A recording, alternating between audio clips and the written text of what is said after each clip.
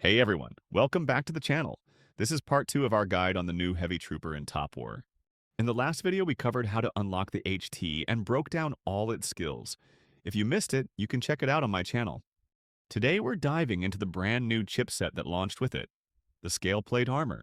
This chipset is designed to boost the new HT's potential with unique passive effects.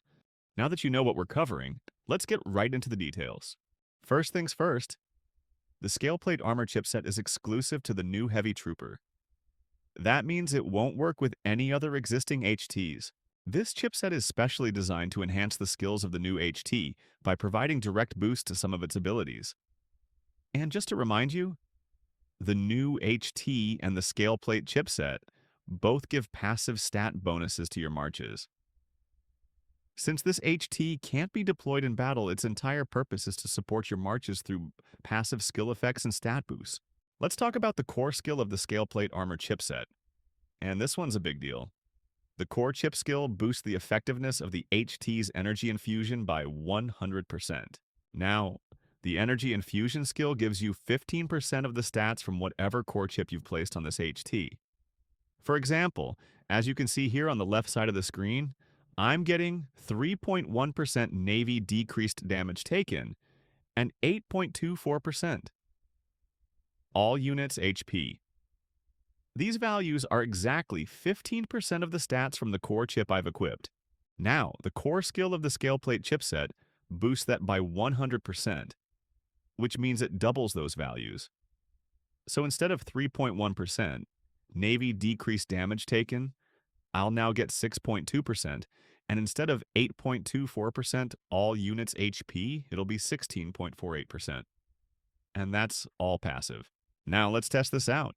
I'll attack a Dark Force without this HT equipped, and we'll see what stats I get in the report.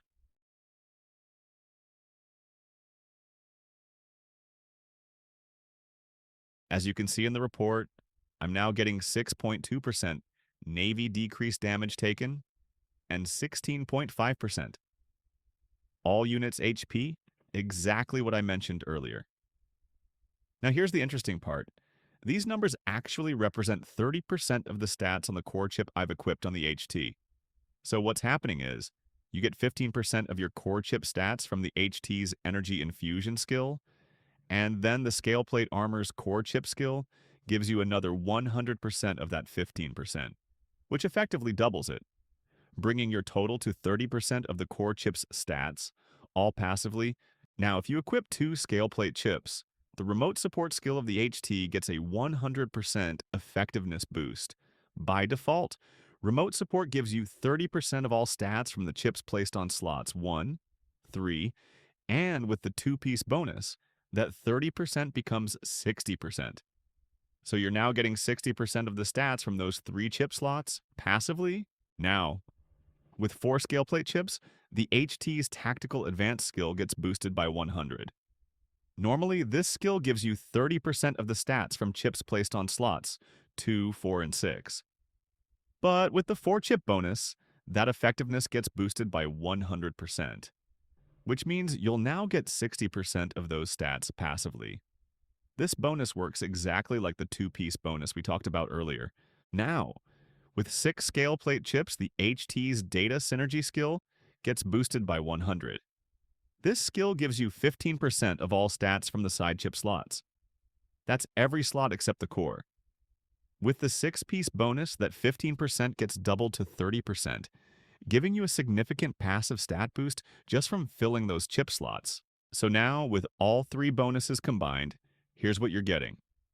30% of the stats from chip slots 1, 3, and 5, thanks to the 2-chip bonus, 30% from slots 2, 4, and 6 with the 4-chip bonus, and finally 30% from all 6 side slots via the data synergy skill, boosted by the 6-chip bonus. That's a total of 90% of all stats from the 6 side chips, all passively applied to all your marches without even deploying the HT. Now let's talk about which chips you should be using and what stats to prioritize for the best results. I'd recommend focusing on the core chip first. Not only is it easier to obtain, but it also contributes more stats than the side chips. Then you should get the chips for right side slots. You'll need top-tier overclocked chips to get the maximum benefit from the new HT and chipset combo. For the left side chip slots, it's okay to use even purple chips temporarily. They contribute less to the overall passive stats, so it's not as critical early on. Alright, let's break down what stats you should aim for if you're someone who uses only one type of force, whether it's Army, Navy, or Air. Let's say you're an Army user. In that case, I'd highly recommend focusing on Army defense and all units defense for both your core chip and the side chips. Defense is, without a doubt, one of the most valuable and efficient stats in the game. It helps you survive longer.